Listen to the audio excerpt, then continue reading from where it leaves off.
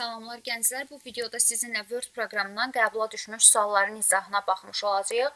Ümumiyyətlə, hansı tip suallar düşür, nələrə diqqət etməliyik və onu da qeyd edim ki, Word proqramından minimum 3, maksimum olaraq isə 4 sual düşür. Yəni, 3-4 arasında suallar düşmüş olur. Gəlin, baxaq suallarımıza. Deməli, baxaq görək, birinci sualdan ilə başlayaq. Qeyd edir ki, cədvəl daxil etmək üçün lentin hansı tabından istifadə ediləcək? Baxırıq, nəyi əlavə edirik, daxil edirik, harada yerləşəcək? Insertdən fikir veririk. Cədvəli biz insertün table hissəsindən əlavə etmiş olacağıq. Gəlirik, insert tabından bəli, istifadə etmiş olacağıq. Baxırıq ikinci suala. Demişdim, suallar ya məsələ tipli olur və yaxud da konkret olaraq nə harada yerləşir? Word 2019 proqramı ilə iş zamanı standart olaraq hansı lent tabı görünür? Biz işləyəndə ən çox nəyi görürük standart olaraq? İş zamanı deyir. Yəni, açanda fayl tabını görürük. Amma standart olaraq işləyəndə 90% biz home tabından istifadə etmiş oluruq. Word 2019-da hansı obyekt vasitəsilə riyazi düsturlar deyir, əlavə etmək olur. Ümumiyyətlə, düsturları əlavə etmək üçün equation bölməsindən istifadə edirik. Baxırıq, daxil etmək, əlavə etmək, insertdə fikir veririk, düsturları əlavə etmək üçün equation bölməsindən istifadə etmiş olacağıq.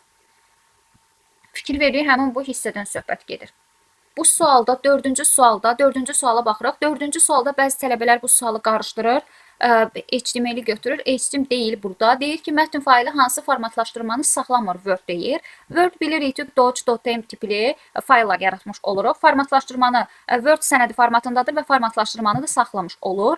Daha sonra RTV bilirik mətn tipli faylların genişlənməsi idi. Həmin formatlaşdırmanı da saxlamış olacaqdır. HTML web səhifələrinin formatıdır. Mətn formatını da saxlaya bilir. HTML tipli mətn formatlarını da saxlamış olur. TXT isə sadəcə olaraq mətn fayllarını saxlayır. Amma formatlaşdırmanı saxlamayacaq. TXT-dir ki, bunu da yadımızda saxlamış oluruq. Daha sonra baxırıq növbəti suala. Bilirik ki, çap edilmə bizdə harada yerləşir? Çap edilmə, bəli, bizdə ilə fayl tabının print bölməsində yerləşmiş olacaqdır. Çapı burada fikir veririk, faylın print bölməsində yerləşmiş olacaqdır. Daha sonra baxırıq növbəti suala, 6-cı sual gəlir. MS Word mətn redaktorunda mübadilə buferi eyni zamanda bir neçə fraqmenti saxlaya bilir. Bu imkanlardan istifadə etmək üçün hansından istifadə edilir? Ümumiyyətlə, mübadilə buferi bir neçə fraqmenti saxlaya bilir. Biz mübadilə buferi harada yerləşirdi? Home-da, clipboard qrupunda yerləşmiş olurdu. Bəli, Home-dakı clipboard qrupundan söhbət gedəcək. Elə mübadilə buferi olacaq B variantı. Deməli, 7-ci suala baxırıq.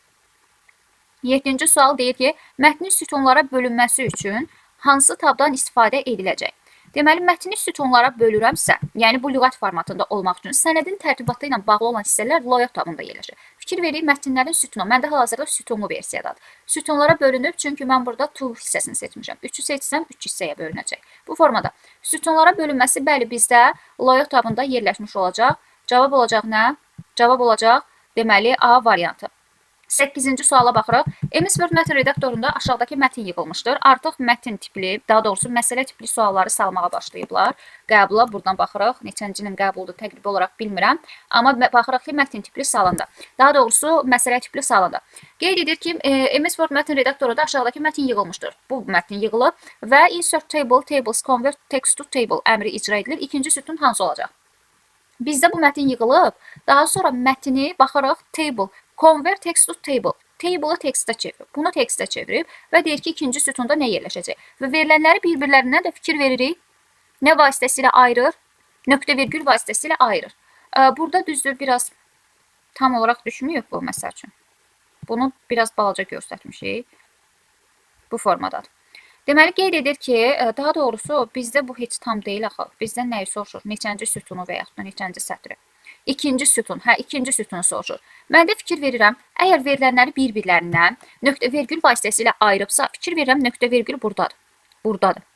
Sonra buradadır, buradadır. Deməli, birinci sütunum nə oldu? Şəhər, Bakı, Sumqayıt, Gəncə. Məndən ikinci sütunu soruşur. Şəhər, Bakı, Sumqayıt, Gəncə olanı çıxıram. İkinci sütuma fikir verirəm, malın adı, ikinci sütun malın adı ilə başlayacaq. İkinci sütunun malın adıdır və fikir veririksə, malın adı və burada fikir verirsə, nöqtə virgül, boşluq, nöqtə virgül. Deməli, ikinci sütunun ikinci sətri boşdur. Malın adı, boşluq, Sumqayıtdan sonra stul, sonra isə gəlir mart. Deməli, malın adı, boşluq, stul, mart. Malın adı, boşluq, stul və mart. Malın adı, boşluq, stul və mart. Ona uyğun gələn variant olacaq D variantı. İndi həqiqətən də o dediyi əmri icra etsək, məsəl üçün mən gəlirəm, fikir verir, mənə nə deyir burada? Mənə deyir ki, text to table, text'i table-a çevir. Text'i seçdim, gəlirəm insert-də, table-da, text to table var. İcra etsəm, okey, fikir verir, yox, ayırmadım mən bunları. Aha, verilənləri bir-birlərindən burada qeyd etməmişəm, nöqtə virgüllə ayrılıb. Buradan nöqtə virgülümü qeyd edirəm. Aha, qeyd etdik. Okey düyməsinə vurdum. Fikir veririksə bu formanı aldı. Bizdən də ikinci sütun soruşurdu. İkinci sütun, bəli, malın adı Stulmart, düzgün variant olaraq uyğun gələcək. O da olur D variantı. Word proqramında mətni daxil edərkən Enter düyməsinin sıxılması nə zərurəti yaranır? Məsəl üçün, mətni daxil etdim və Enter düyməsinə vurdum. Nə baş verdi? Abzasın sonu, üçün sözün sonunda, sətrin sonu, daha doğrusu nə zaman zəruridir? Hə, biz deməli sətrin sonuna gəlirəm də. Sətrin sonuna gəlirəm ki, Enter düyməsinə vururam. Bəli, sətrin sonunda mən artıq deməli Enter düyməsini vurmuş oluram. Nə zaman zərurəti yaranır? Bəli. Daha sonra baxırıq növbəti suala. 10-cu suala. Word 2019 üçün aşağıdakı təkliflərdən hansı doğrudur deyir. Footnotes nə idi? Sənədin aşağı hissəsidir. Colon title yaratmaq üçün istifadə edilir. Footnoteslar, colon title'lar nə idi? Header, footer. O footer idi. Footnotes deyildi axı. Footnotes'a fikir veririk. Footnotes sənədin sonunda o sözlərin mənasını bilmir deyə başına bir yazıb aşağıdan mənasını yaradırdı. Xeyr, footnotes bizdə colon title'lar yaratmaq üçün istifadə edilmir. Bir səhvdir, bizdən doğrunu soruşur. Drop cap əmri mətni istiqamət vermək üçün istifadə edilir. Baxırıq, insert-də bizdə drop cap əmri var. Drop cap əmrindən nə üçün istifadə edirik? Baş hərfi böyük yazmaq üçün istifadə edirik. Bu nə deyir? Əmri mətnə, ilk hərfi böyük əmri mətnə istiqamət vermir. Birinci hərfi böyütmək üçün istifadə edilir. Bu da yanlışdır. İkini də variantlardan çıxıram. Fikir verir, ikini də variantlardan çıxsam, cavab qalır 3-4 Y variantı. Klaviaturada olmayan işarələr simvol bəli bölməsindən istifadə edilmiş olacaqdır. Mətnin eyni fraqmentlərini redaktə etmək üçün home tabının replace əmrindən istifadə edilir. Bəli, demişdik ki, məsəl üçün demişdik ki, eyni söz yazılıb, həmin sözləri dəyişmək üçün replace əmrindən istifadə edirdik. Uyğun gələn variant olacaq nə? Bizdə Y variantı. Gələk bunu da qeyd edək. Baxırıq 11-ci suala, artıq bizdə 11-ci sual print məsələsidir. Şəkildə MS Word mətn prosesorunun file print dialog pəncərəsindən bir fraqment verilmişdir. Okey, baxaq görək. Və deyir ki, bu fraqmentə görə ən çoxu neçə vərəq çap olunacaq. Gəlib baxırıq. Məsələdə nəyə fikir verməliyik? Səhifə sayımı birinci təyin etməliyəm. Buradan baxıram səhifə sayımı. Fikir verir, custom seçilib səhifə. Evernote verilməyib burada. Elə sadəcə səhifə sayımı təyin etmiş olacağam. Bir səhifə 5-dən 3-dən 5-ə kimi 5-dən 3-ü çıxırdıq. 2 üstünə 1 gəlirdim. 3. 3 səhifə burada. Daha sonra 12-dən 7-ni çıxacağam 5. 5-in üstünə 1 gəlirdim 6. Səhifə sayım nə qədər oldu? 6, 3, 1, 10. Səhifə sayımı tapdım. Daha sonra ikinci bura baxırdıq. İkinci hissə buraydı. Burada nə idi? One side, both side məsələsinə baxırdıq. One side tək yüzlü demək idi. Deməli, onu 1-ə böləcəm. Bu da olur 10. Dəyişmir. Boz olsaydı 2-yə böləcəkdim. Sonra burada gəlirdik. Bir səhifədə maksimum nə qədər sənəd çap edilə bilər. Nə ədəd görürdüksə ona bölürdük. Onu 1-ə böləcəm 10. Daha sonra nə edirdik? Sonda kopya sayına vururduq. Onu da 3-ə vuracam. Mənə doğru variant olaraq 30 ədədini qaytarmış olacaqdır. İndi buna aid fərqli məsələlər də olacaq. Bu customda seçilmişdir. O olsa bütün səhifələri çapa verəcək. Sonra even odd olsa, even cüt səhifələri, o tək səhifələri çap edəcək burada. Both side olanda 2-yə böləcəm. Burada da nə var? Ona bölmüş olacağım. Deməli 12-ci suala baxırıq. 12-ci sualda nə deyir? MS Word proqramında mübadilə buferindəki mətni neçə dəfə istifadə etmək olar? Mübadilə buferindən silinənə kimi həmin mətni istifadə edə bilərik. Baxaq görək, mübadilə buferindən, bəli, istənilən, əvvəlcədən buferdən silinən vaxta qədər istənilən sayda. Deməli, səhifəyə nömrəni necə yerləşdirmək olar? Baxırıq. Insert header footer bölməsindən yuxarı aşağı sərlövhələr vasitəsilə sənədi nömrələmək üçün bəli header footer və page number bölməsindən istifadə edirdik. Insertdə header footer, header colon title vasitəsilə deməli foot bölməsi vasitəsilə əlavə edirdik. Fikir veririk, head bölməsi vasitəsilə baxsam, fikir veririk sənədi nömrələyə bilərəm. Həmçinin foot bölməsi vasitəsilə bu da doğrudur. Layoutda səhvdir, layout səhvdir. Insertdə header footeru yuxarı aşağı page number. Bəli. Fikir veririk, həm header, həm footer, həm də page number vasitəsilə sənədi nömrələmək mümkün idi. 1, 2, 5 doğru variant olacaq. 14-cü sualda MS Word-də save as əmrinin köməyi ilə nəyi dəyişdirmək olmaz? Bu arada bu əmr bu hansı neçənci ilin qəbuludur təqribi olaraq bilmirəm. Amma 2024-cü ilin 2-ci cəhdində bu sual təkrarlanıb. Deməli, save as-dən nəyi dəyişmək olar? Məsəl üçün, mən sənədi save as edəndə, save-ə gedəndə, məsəl üçün, Ctrl-N, Məsəl üçün bunu save etmək istəyirəm, Ctrl-C edirəm. Fikir veririk, brauzerdən gəlirdik. Sənədin faylın tipini dəyişə bilirdim. Save as type-dan tipini dəyişə bilirdim. Sonra məsəl üçün burada səhv elədim, əslində save etmək istəmirdim. Məsəl üçün gəlirəm buradan save as-ə, brauzerdə fikir veririksə bunu save edəndə burada məsəl üçün kod parametrləri, müəyyən bir parametrləri dəyişə bilərik. General hissəsindən sənədə kod qoya bilərəm, oxu rejiminə qoya bilərəm, müəyyən parametrləri dəyişə bilərəm. Bizdə də qeyd edir, nəyi dəyişmək olmaz. Faylın adını dəyişə bilirəm. Bəli, dəyişə bilirəm. Məncə bunu bilməyən yoxdur. Sonra faylın tipini dəyişə bilərəm, bayaq göstərdim. PDF edə bilərəm. Sonra faylın yerləşdiyi qovluğu dəyişə bilərəm. Bəli. Şrifti göstərdiyim passwordu dəyişə bilərik. Bu arada bunları çıxmaq istəyirəm. Sadəcə çaşıb yumurluyuram. Sənədin səhifə parametrlərini dəyişmək olmayacaq. Cavab olacaq C variantı. Deməli, save as edəndə adıdır, tipidir, sənədə qoyulmuş şrifti, faylın yerləşdiyi hətta qovluğu da dəyişirik. Amma səhifə parametrlərini dəyişmək mümkün deyil. Cavab olacaq C variantı. Bunu yaxşı-yaxşı yadda saxlayırıq. Çünki fikir verirsə, əvvəlki ildə qəbula düşüb. Bu arada belə fikir vermişəm ki, 2014, 2015, 16-cı illərin qəbulları 2023, 24, 25-ci illərdə təkrarlanıb. Yəni, haradasa 16-20 aralığındakı qəbul suallarından da bir çoxu təkrarlanacaq və daha doğrusu 16-dan o tərəfə, yəni 2025-ci ilə qədər qəbul sualları təkrarlanmış olacaq. İndi baxırıq növbəti suala. Aşağıdakı təsvir Word 2019 pəncərəsinin hansı hissəsidir deyir. Bu hissədən söhbət gedir. Bu bizdə nə adlanırdı bizdə? Cəlb müraciət paneli. Yaxşı, adım bilmirik. Status bar nə idi? Vəziyyət sətri. Vəziyyət sətri budur, aşağı hissədir. Bunu çıxdım. Work area işçi sahə həmin bu raboçi oblast, işlədiyimiz sahədir. Raybon, bu arada dərsi qeyd edəndə bəlkə nədəsə gözdən qaça bilər. Ona görə də burada bəzi şeyləri vurğulayacağım, elə testləri izah etdikcə. Raybon lent, bu bizim lentimizdir, raybonumuzdur. Bu ağ hissə bizim lentimiz, raybonumuz olacaq. Bunu da çıxıram. Bəli, cəlb müraciət panelidir. Quick Access Toolbar. Nə edirik? İş görəndə cəlb nə isə düzəltmək lazım olarsa, bəli, cəlb müraciət panelinə müraciət etmiş oluruq. Bunu da çıxırıq səhifə ilə bağlı olan bir parametr idi. 16-cı suala baxırıq. Deyir ki, cümlənin birinci sözünün ilk hərfinin böyük hərfi ilə olması qeyd edir bizdə. Gəlin buradan düzəldək bunu. 16-nı aşağı düşürdək. Aha, deyir ki, cümlənin birinci hərfinin böyük olması change case dialog pəncərəsinin hansı bəndi ilə seçmək lazımdır. Bu bizdə harda yerləşirdi? Home'da change case buradaydı. Hamısının, məsələn, baş hərf böyük, qalanları kiçik, hamısı kiçik. Bu formada gəlib dəyişdirmək olurdu. Bizdən də deyir ki, sadəcə baş hərf ilk hərfin böyük olması üçün. Sadəcə baş hərf böyükdür, digərləri kiçik, məsələn, və yaxud da başqa cür. Burada fikir verirsə, sadəcə baş hərflər. Birinci sözün deyir böyük olması. Burada bütün sözlərin baş hərfləri böyükdür, burada hamısı böyükdür, hamısı kiçikdir. Elə A variantı olacaq, fikir verirsə, birinci hərf böyük, qalanları kiçik olacaq. Mən bayaqları dedim ki, bu sual 2000... Hansı sual idi? Sənəd parametrləri ilə bağlı olan hissə. 2024-cü ilin ikinci cəhdinə düşüb bu sual. Həmçinin də elə indi gördüyüm sual da. İndi düz qəbulları işləyəndə görəcəksiniz sualları. Bu 17-ci sualda 2024-cü ilin ikinci cəhdinə düşüb. Customize lent qrupu hansı lent tabına məxsusdur? Demişdik ki, make-up, bəzək cüzək hissələri dizayn hissəsində yerləşəcək. Fikir veririk, həmin bu hissəni kəsib, deyir, harada yerləşir? Bəli, dizayn hissəsində yerləşmiş olacaqdır. Deməli, 18-ci suala baxırıq. Mətn redaktorunda yazılmış mətnin aşağıdakı fraqmentinə əsasən kursorun dayandığı nöqtəyə görə. Kursor burada dayanır. Aha. Backspace düyməsi 3 dəfə, delete düyməsi isə 4 dəfə basdıqdan sonra informasiyanın məzmunu necə dəyişəcək? Deməli, backspace düyməsi soldakı simvolları silir. Delete düyməsi isə kursordan sağdakı simvolları siləcək. Deməli, soldakını silmək üçün bir dəfə bassam boşluğu siləcək. Düşəcək bura. Bir dəfə bassam eni siləcək, bir dəfə bassam eri siləcək. Dayandı burada A-dan sonra 3 dəfə dedim də. Daha sonra delete düyməsi deyir. Məndə buranı silib.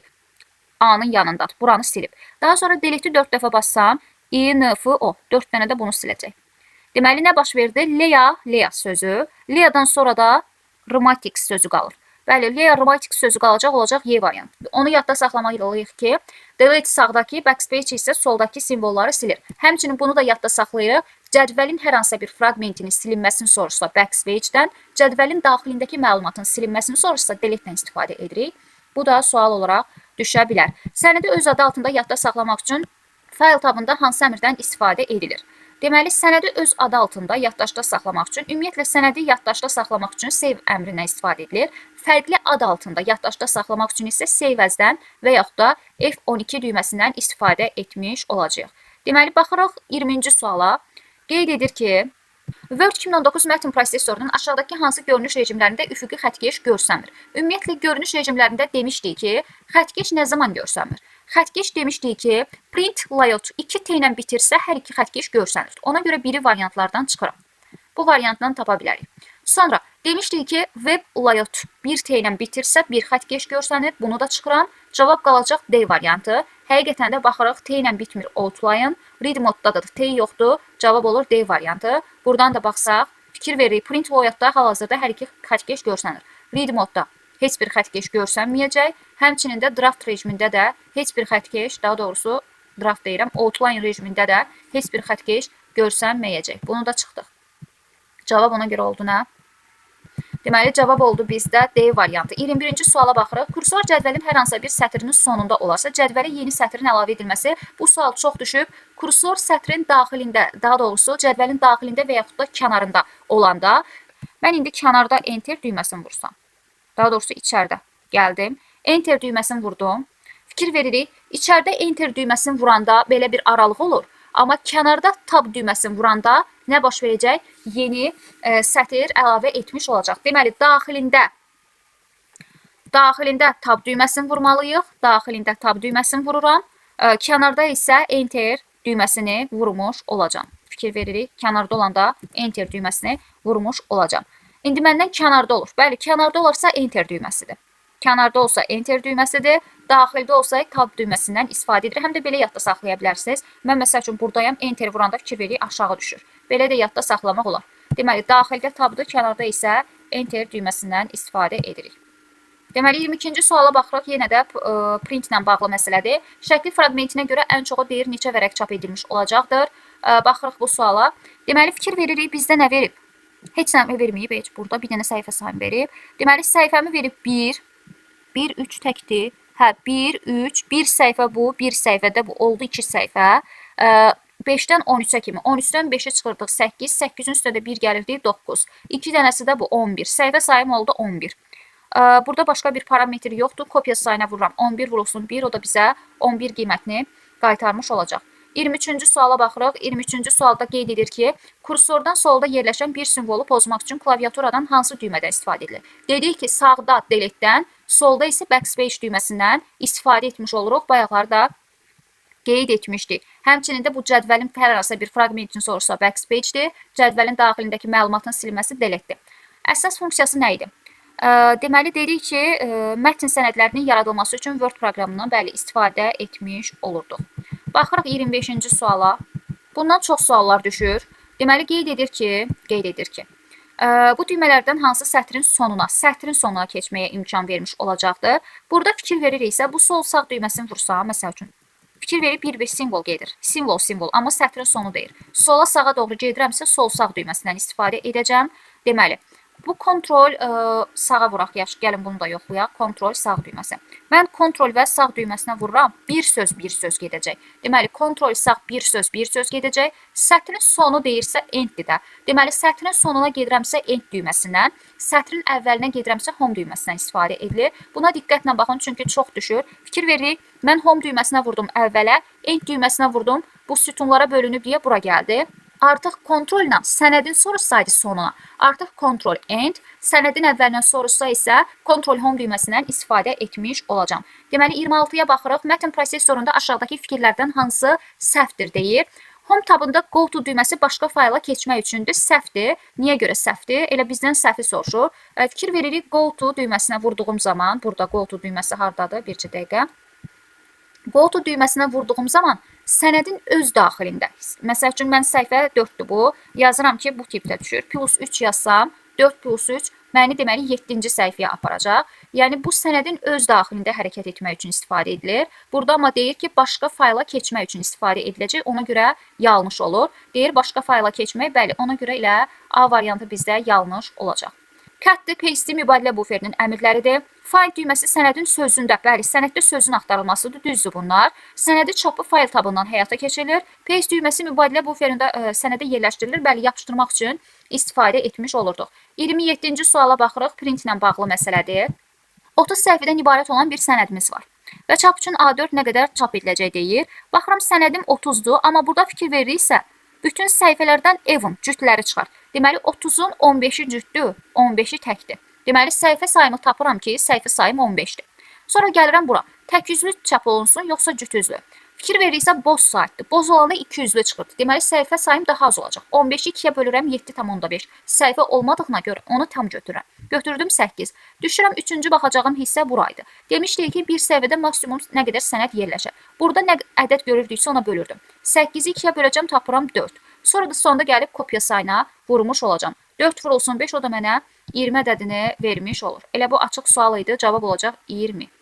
Deməli, baxırıq 28-ci suala. Qeyd edir ki, seçilmiş cədvəllə işləmək üçün hansı lent tabından istifadə edilir? Deməli, cədvəli seçdik, cədvəli əlavə etdiksə, bizdə əlavə tab açılır. Hansı tabdır? Table design idi, bir də table layout tabı idi. Fikir veririk, bircə dəqiqə. Format bölməsidir orada, o lazım deyil. Deməli, table layout dedik, bir də table design dedik. Bəli, cədvəlin üstündə işləmək üçün layout tabından istifadə etmiş olacağıq. Həqiqətən də baxsaq, bircə dəqiqə. Mən burada hər hansısa bir tutaq ki, cədvəl əlavə edirəm. Bunun üstündə işləmək üçün fikir veririk, table layout və table design bölmələri açılmış olacaq.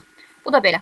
Deməli, baxırıq 29-cu suala. 29-cu sual qeyd edir ki, yenə printlə bağlı məsələdir. Mətn prosesorunda faylda print kateqoriyasından bir fraqment verilmişdir və görək nədir parametrlərimiz. Sənədin 40 səhifəsi var.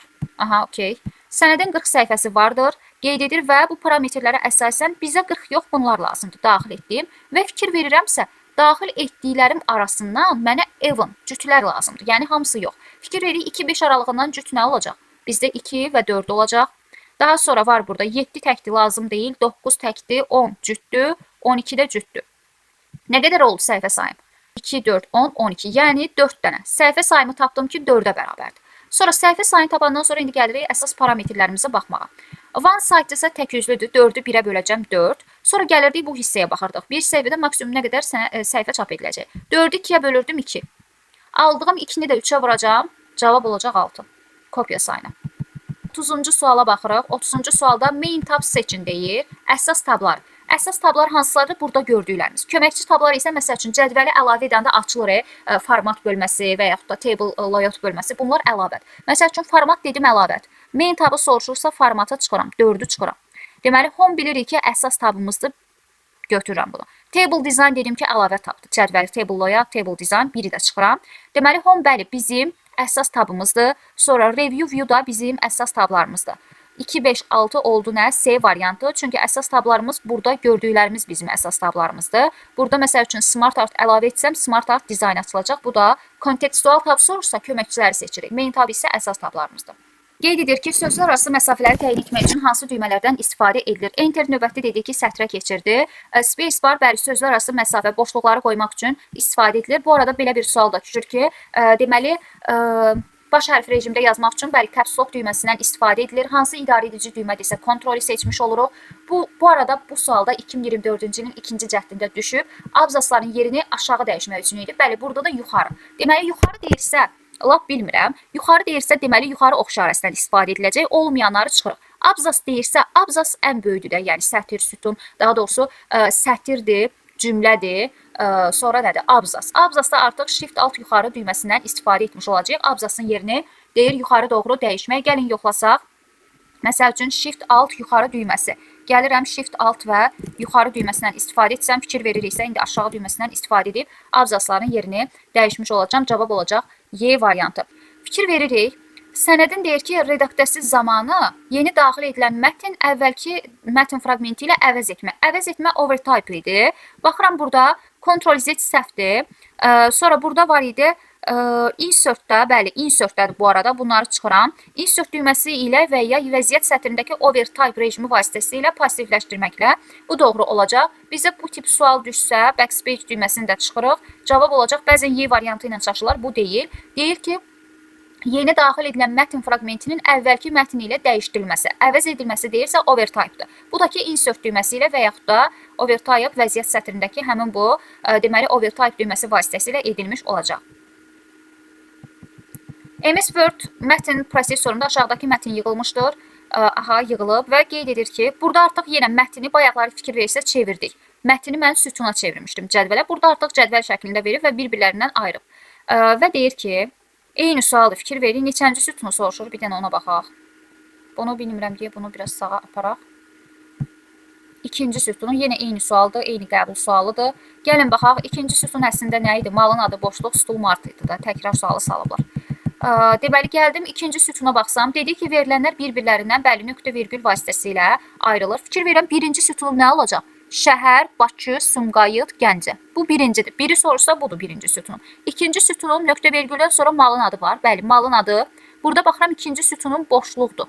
Çünki nöqtə virgül, boşluq, nöqtə virgül. Malın adı boşluq, bəli, yenə eyni sualdır, təkrar salıblar. Burada sadəcə şəkli də var. Stul və mart bölməsidir. Deməli, üçüncünü soruşsaydı, ay, yanvar, fevral, 3. Sonra satılıb 5, 6 boşluq. Burada heç nə yoxdur çünki. Deməli, 2-ni soruşduquna görə malın adı boşluq, stul mart ikinci sütunun həmin hissəyə bərabərdir. Malın adı boşluq, stul mart. Bəli, eyni variantdır, D variantı doğru olacaq. Heç hansı fərqli şey soruşardı, tamamilə eyni sualdır. Qeyd edir ki, hansı yanlışdır? Deyir ki, seçilmiş fragmenti çap etmək olar. Bəli, doğrudur. Məsəl üçün, mən bu hissəni seçirəm elə. Tutaq ki, bu hissəni seçdim. Ctrl P-ni vurdum. Ctrl P-ni. Sadəcə seçdiyim hissəni fikir verir. Print Selection. Kursorun olduğu hissəni bütün səhifələri də çapa verə bilərəm. Burada var. Deməli, bəli, seçilmiş hissəni çapa veririk. Bir səhifəni çap etmək olmaz, səhvdir. Çünki demişik ki, kursorun olduğu səhifəni çapa vermək olur. Elə səhvi soruşur.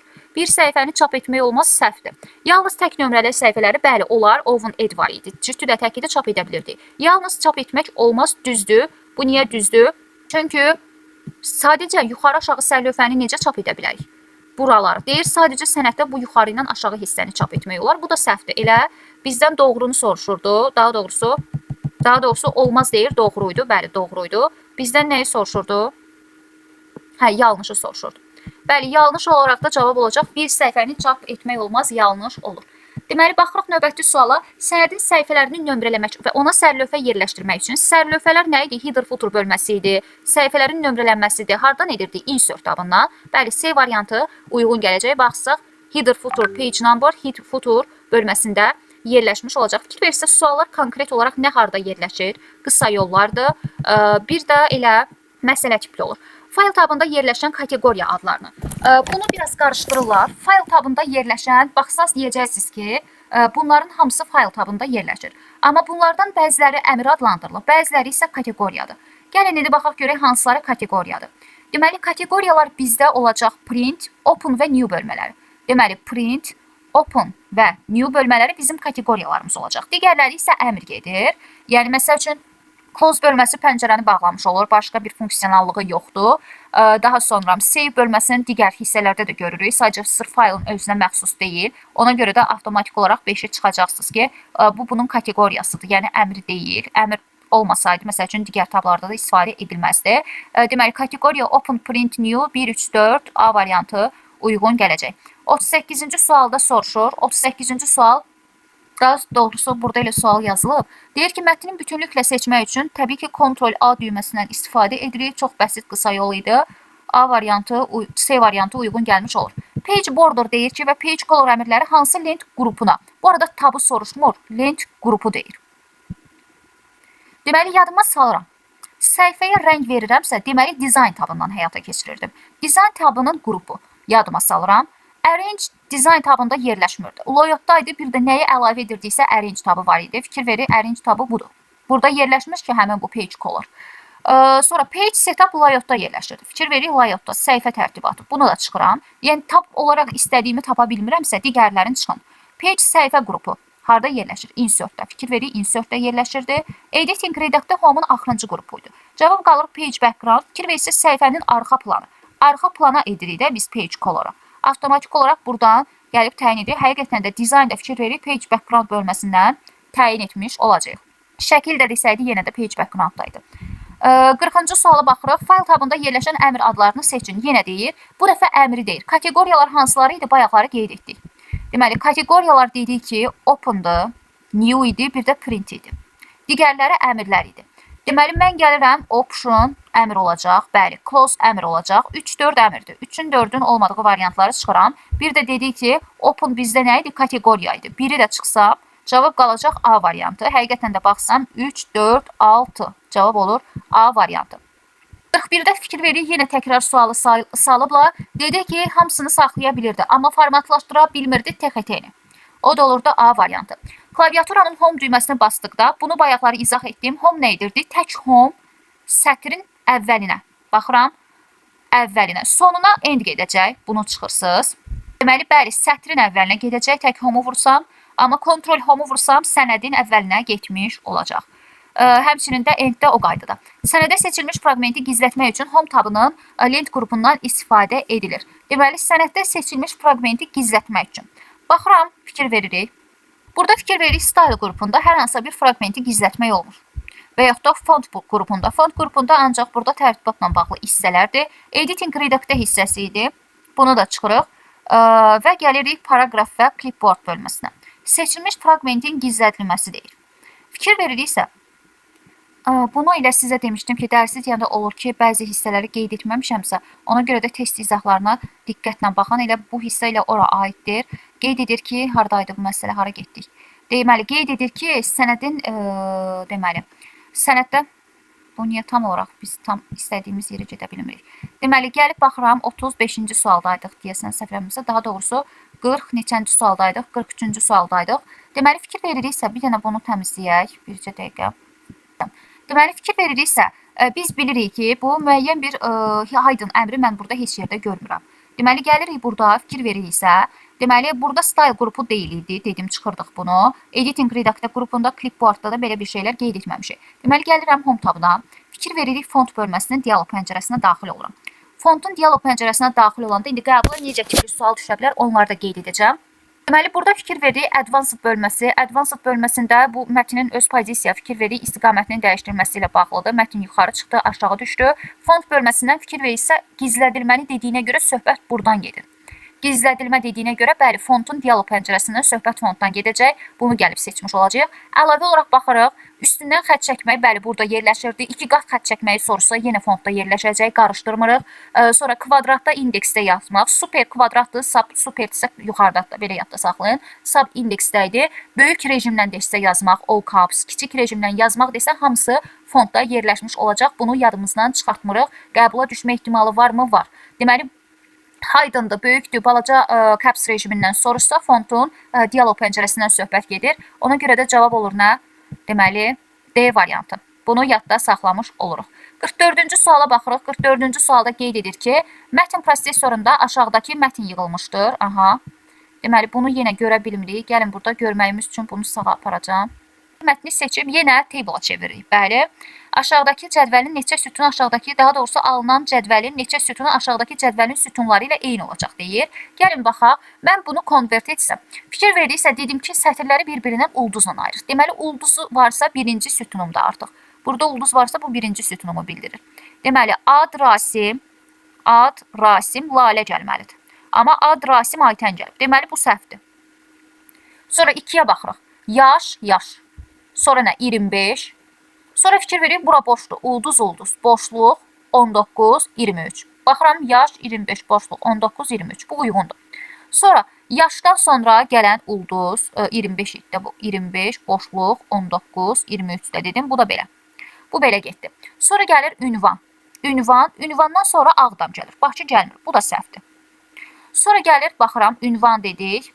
Bakı gəlmir dedik. Ünvandan sonra daha doğrusu yaş. Bunu dedik, ünvanı qeyd etdik. Ünvan dedik ki, Ağdam idi.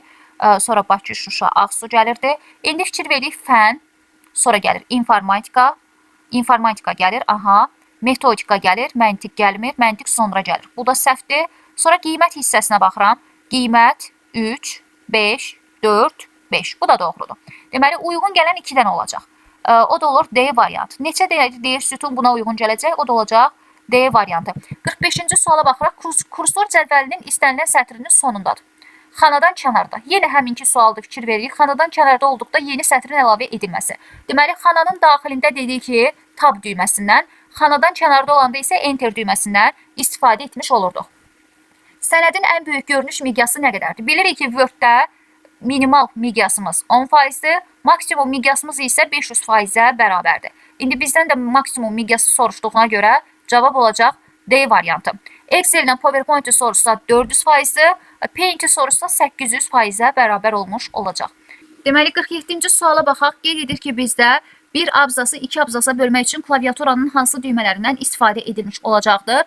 Daha doğrusu, bəli, hansı düymə və düymələr kombinasiyasından istifadə edilmiş olacaqdır?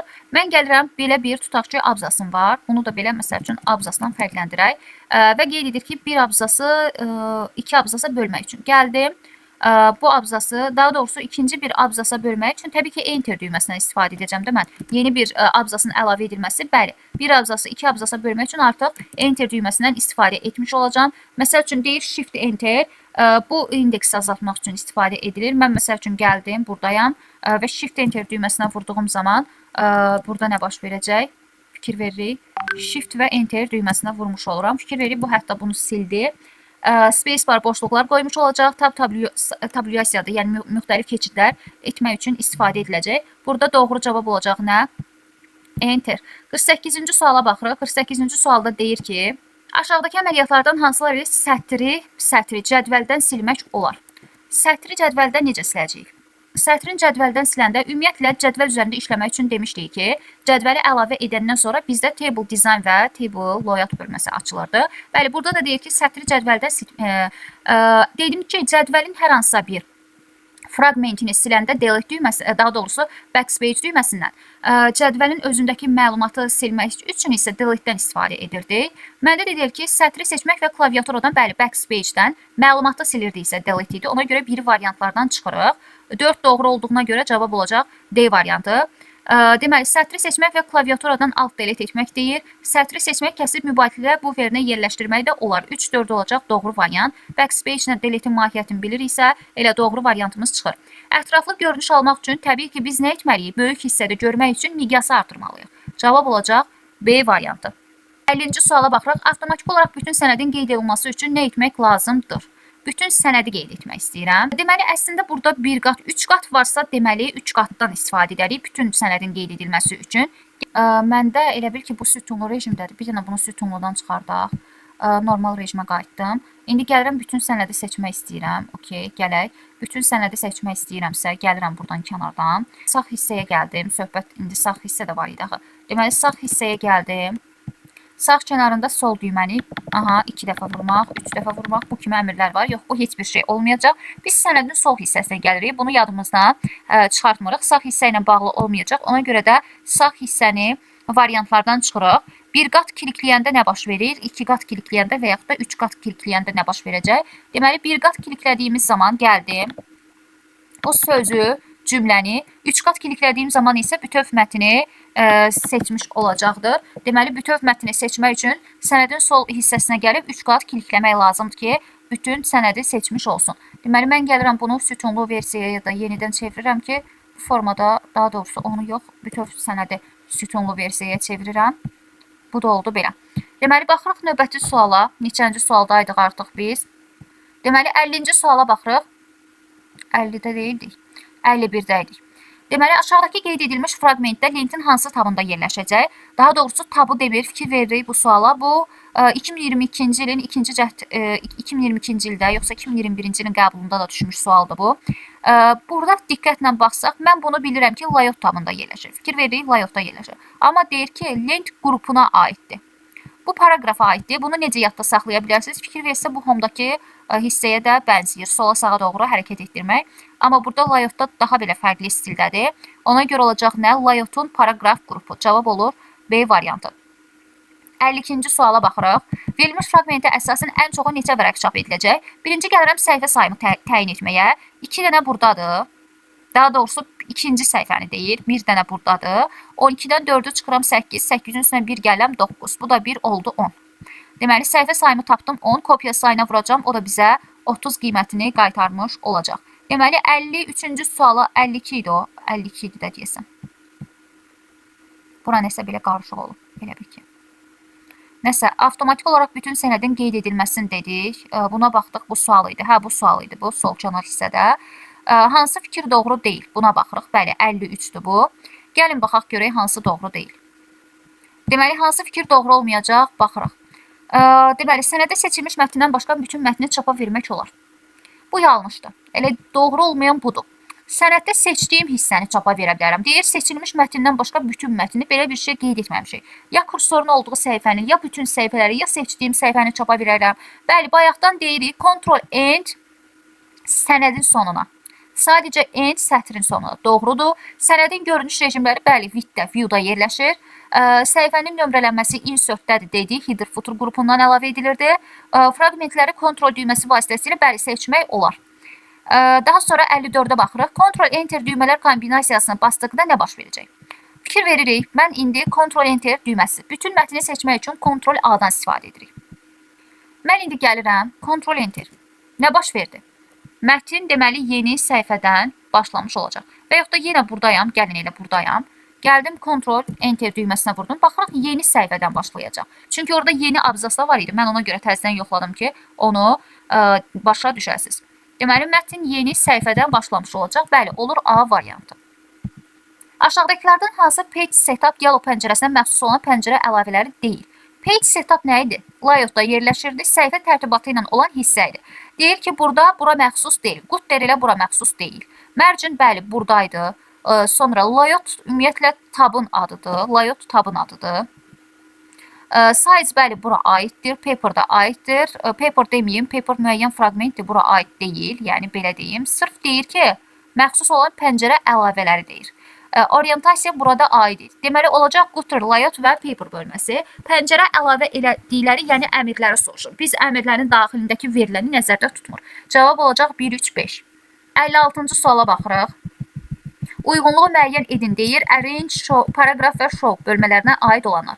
Arrange ilə gözüm qabağındadır, görürəm. Arrange nə idi, nəyi əlavə edirdik? Açılan bu hissə arrange idi. Elə C variantı arrange uyğun gələcək. 1-ə C variantı uyğun gəlir. Baxırıq, 1-ə C variantı uyğun gələcək. O da olur nə? Cavab ilə olur C.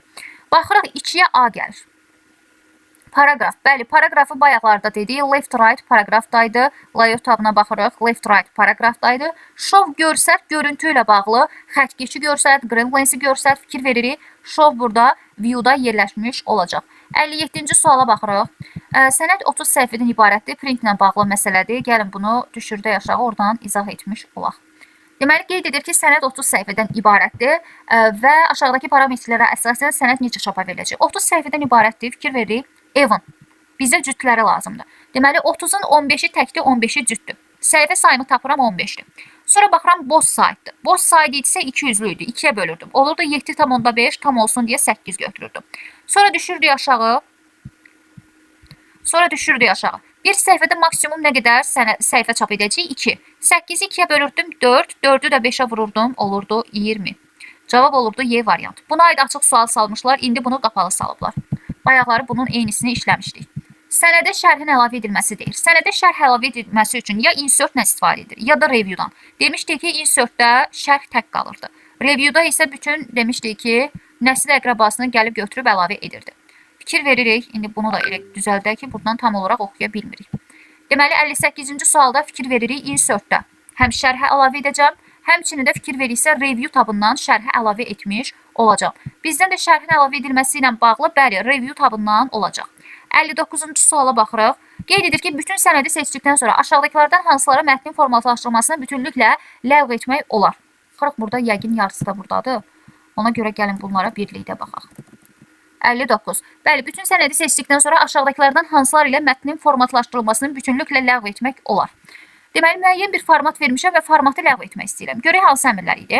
Fikir veririk, Home tabından Cut düyməsini klikləmək. Sonra boş olan mətn sahəsində Context menunun Paste Option əmrində Keep Text Only. Bəli, sadəcə mətn formatında yapışdırılacaq. Yəni, müəyyən formatda versəm, burada yapışdırıcı sadəcə mətn formatında. Keep Text Only, yalnız text formatında. Bir doğrudur. Birin doğru olmadığı, birin olmadığı variantları çıxıram. Deməli, indi 2-4-də baxmalıyıq. Gəlin baxaq. Ctrl-X düymələri kombinasiyasına basmaq, sonra boş mətn sahəsində Ctrl-Alt-V düymələri kombinasiyasıyla asılan Paste Spatial da dialog pəncərəsindən Picture əmrini seçib OK düyməsini klikləməklə əmri tutaq ki, nə deyir?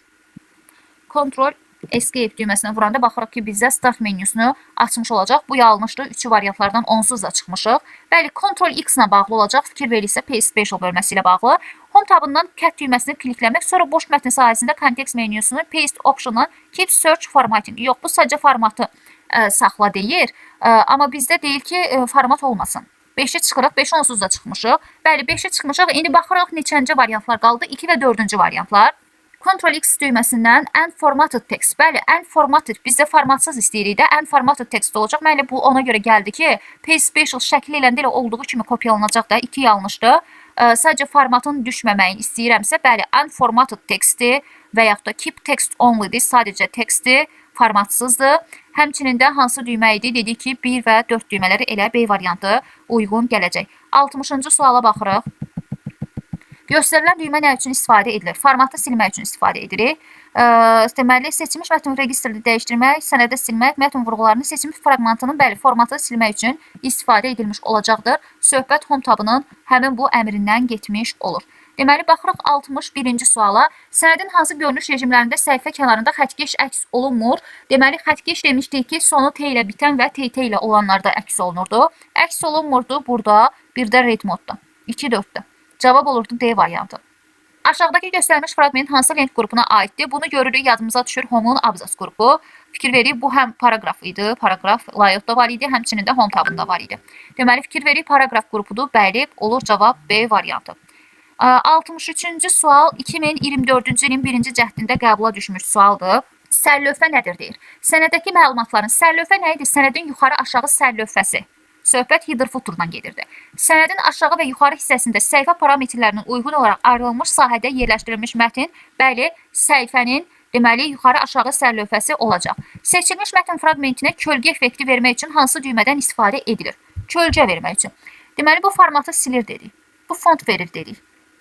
Sonra bu dedik ki, fikir veririk, bu əmr. Bu əmr nə edirdi bizdə? Deməli, yuxarı aşağı, daha doğrusu şrifti böyüdüb kiçiltmək üçün istifadə edilirdi. Əslində kölgə vermək üçün budur da, hazır şrift və kölgə vermək üçün B variantından istifadə etmiş olacaq. Fikir veririk, shadow, kölgənin verilməsi. Həmin bu əmr vasitəsilə həyata keçir. Bu isə highlighter'ın verilməsi idi. 65-ci suala baxırıq. Deməli, qeyd edir ki, sənəddə Yunan əlifbasının hərflərinin və digər xüsusi işarələrin yerləşdirilməsi. Deməli, sənəddə simvolların, baxırıq, Yunan əlifbası simvollardır. Bilmədiyimiz klaviaturada olmayan simvolların əlavə edilməsi üçün insertdəki simvol bölməsindən istifadə edilmiş olacaq. Həqiqətən də baxsaq, simvol bölməsinə baxırıq. Həmin bu müxtəlif simvolları əlavə etmək üçün insertdəki simvol bölməsindən istifadə edilmiş olacaq.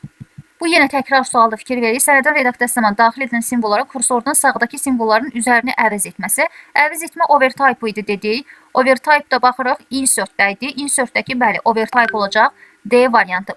67-ci suala baxırıq. Seçilmiş abzasın bir mövqedən yuxarıya doğru. Bu artıq ikinci cəhdə qəbula düşmüş sualda 2024-də. Burada yuxarıya doğru soruşur. Bəli, shift alt yuxarı olacaq D variantı. 68-ci suala baxırıq, yenə təkrar sualdır. Save as dedik ki, nəyi dəyişmək olmurdu? Dedik ki, səhifə parametrlərini dəyişmək olmurdu. Sonra qoyulmuş şrifti, müəllifin adını, tipini, açar sözləri dəyişə bilirdi. Amma əsas səhifə parametrlərini dəyişmək olmurdu. 69-cu suala baxırıq. Sənədin header footer sahəsinə aşağıdakilərdən hansılar daxil edilə bilər? Bu elə bil ki, 3, bir də 4. 4 dənə sual bu düşmüşdü 24-cü ilin 2-ci cəhdində. 72-ci sualdan artıq 2025-in qəbul sualıdır. Deməli, mətn prosesoru bura aid idi. Baxaq header footer. Header footer idi, yuxarı aşağı sərlövhə, fikir veririk. Mən head hissəsini aktiv etdiyim zaman baxıram, headə nə əlavə edə bilərəm? Bizdən də deyir ki, headə nə əlavə etmək, nə deyir? Deyir ki, sənədin yuxarı aşağı sərlövhəsinə nə əlavə edə bilərik? Fikir verim, sənədin nömrələyə bilərəm, tarix vaxt əlavə edə bilərəm, dokumentin infosunu, məlumatını, müəllif haqqında, sonra faylın yolunu, past faylın yolunu əlavə edə bilərəm, şəkil əlavə edə bilərəm, fiqur əlavə edə bilərəm, belə şeylər əlavə edə bilirik. Buradan baxırıq, 69-cu sual idi. Deməli, burada bayaqdan sayırıq. Nə əlavə edə bilirdik? Dedim ki, əlavə edə bilirik, şəkil əlavə edə bilirik. Tarix vaxt dedim ki, əlavə edə bilərik. Deməli, 2-5 əlavə ediriksə, variantlarda 2-5-in olmadığı variantları çıxıram. Cavab qalacaq nə? D variantı. Sənədin xüsusiyyətlərini əlavə edə bilərik, şəkil əlavə edə bilərik, bir də tarix vaxt əlavə edə bilərik. Deməli, nə əlavə edə bilmərik yadımızda saxlayaq, çünki bu dəfə elə salına bilər.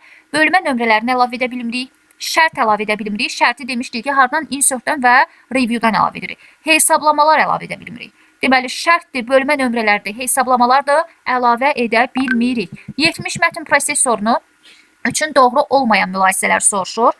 Deməli, baxırıq. Deməli, bu 67, 68, 69, 70, 4 dənə sualdır ki, 24-ün ikinci cəhdinə düşüb. Mətnin bir neçə sütunlara ayrılması insert lent tabından təyin edilir. Mətnin sütunlara ayrılması. Mətni biz layoutdan sütunlara bölürdük də, kolum hissəsindən. Deyir, doğru olmayan, bəli, bu doğru deyil. Eyni zamanda iki sənədin ekranda göstərilməsi window length qrupundan təyin edilir. Deməli, baxıram, view-ya daxil oldum. Window qrupunda eyni zamanda, bəli, arrange oldan sənədi eyni anda görsədə bilərəm. Deyir, sənədə footnotes review length tabından əlavə edilir. Footnoteslar haradaydı? Reference tabındaydı da bizdə footnoteslar. Burada review deyir, bu da səhvdir. Seçilmiş sözün hecalanma forması page setup length qrupundan təyin edilir. Düzdür, layoutda fikir veririk, hecalara bölünməsi. Page setup qrupundan həyata keçirilir, bu doğrudur. Abzasın sətirlərinin nömrələnməsi home tabından təyin edilir. Abzasın sətirlərinin nömrələməsi. Bu arada burada biri də var idi. Müxtəlif əməliyyatları bir prosesorla birləşdirməyə xidmət edən makroslar harada yerləşirdi? Fikir verib, makroslar, bəli, burada yerləşir. Bu doğrudur. View length tabı, müxtəlif əməliyyatları birləşdirən makroslar tabında yazılır. Doğrudur bu. Bizdən səhvi soruşur. Abzasın sətirlərinin nömrələnməsi. Burada fikir veririksə, deməli, burada fikir verirəmsə, abzasın sətirlərinin nömrələnməsi deyil. Biz ümumiyyətlə sətirləri nömrələmək üçün layoutda ümumiyyətlə sətirləri buradan nömrələyir. Fikir veririk, sətirləri buradan nömrələyir. Amma deyir ki, abzasın sətirlərinin nömrələnməsi harada eləyirik? Burada eləyirik də. Məsəl üçün, gəlirdik, müəyyən bir nömrələmə həyata keçirirdik. Kateqoriyalara bölürdük. Burada fikir verirsə, abzasını nömrələyib işarələmək olurdu. Bu da elə home tabının, daha doğrusu, abzas hissəsində yerləşirdi. Bu da deyir, abzasın sətirlərinin nömrələnməsi, bəli, home tabında həyata keçirilmiş olurdu. Cavab olur 1-3. Sənədə abzas nişanını əks etdirən əmr hansı lent tabındadır? Abzas işarəsi dediyi, abzas harada yerləşirdi? Burada paragraf qrupunda, home-da yerləşirdi. Elə eyni tipdir bu demək olar ki, gəlirik bunu qeyd etmiş oluruq. Page setup length qrupu hansı taba daxildir? Page setup dedik ki, səhifə parametrləri harada yerləşirdi? Layout tabında yerləşmiş. Daha doğrusu, hansı length qrupu hansı taba daxildir? Aha, tabı soruşursa, layoutdur. Elə page setup ilə length qrupudur da. Deməli, 73-cü suala baxırıq. Klaviaturada home düyməsi nə idi? Home evə qayıdırdı. Sətrin əvvəlinə. Təkcə home düyməsi sətrin əvvəlinə. Control home isə sənədin əvvəlinə gedirdi. Məndən təkcə home-u soruşduğuna görə baxıram sətrin əvvəlinə getmiş olacaq. Bu olur B variantı. 74-cü suala baxırıq. Sənəddə 7 sətir və 5 sütundan ibarət olan cədvəl verilmişdir. Deməli, belə bir cədvəl verib. Daha doğrusu, burada verilməyib. Deməli, 7 sətir və 5 sütundan ibarət olan cədvəl verilib. Cədvəli burada verməmişik ki biz. Yox, verilməyib. Daha sonra deyir ki, 3-cü və 4-cü sətirlərin bütün sütunları seçildikdən sonra merge cells əmri icra olunur. Daha sonra isə 6-cı sətrin ilk sütunu seçilərək aşağıdakı əmr icra edilir. Nəticədə alınmış cədvəlin xanaların sayını soruşur. Deməli, deyir ki, sənəddə 7 sətir və 5 sütundan ibarət olan cədvəl verilib. Gəlin yazaq, 7 sətir və 5 sütun. 5 dənə sütun qeyd etdim, 5 dənə sütun, 7 dənə də sətir. Daha sonra nə deyir? 3-cü və 4-cü sətirlərin bütün sütunları seçilir. 3-cü və 4-cünün bütün sütunları seçilir və merge cells edilir. Merge cells yəni xanaları birləşdirdi. Daha sonra deyir ki, daha sonra 6-cı sətrin ilk 3. 1, 2, 3, 4, 5, 6. 6-cı sətrin ilk 3 xanasını seçdim. Aha, bu əmr icra edilir. Yəni split cells, böl. Böldüm, okey. Belə bir şey oldu. Və deyir ki, sonda alınan xanaların sayını tap. Sonda da nə qədər xanam oldu? 1, 2, 3, 4, 5. 5 dənə burada, 5 dənə burada oldu 10. Bir dənə bu 11. Yenə 3, 4, 5, 3, 4, 5. Deməli, burada 4 dəfə 5, 20. 20 burada, bir dənə də bu 21.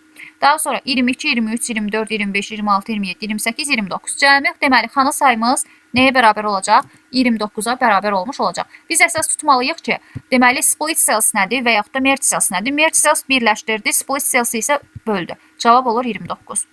Deyir, doğru olmayan mülahisələri müəyyən edin. Deməli, baxıram, control end nə edirdi? Control end sənədin sonuna dedikdə gedir. Cari sətrin sonuna. Sətrin sonuna təkcə end idi. Control end sənədin sonuna idi. Elə doğru olmayan mülahisə olacaq A variantı. Bəli, sənəd pəncərəsini bağlayırdı. Bütün sənədi seçirdi. File tabında open'da açırdıq. Windows'da lent qrupu view baxış tabında yerləşirdi. Bu da doğruydu. 76-cı suala baxırıq. Qeyd edir ki, aşağıdakı cümlə şrifin hansı stili ilə yazılmışdır. Belə bir sual idi. Home tabı ilə bağlıdır. Fikir verir, nə baş verib? Bold verib, bir də altından xət çəkib də. Başqa bir şey eləməyib.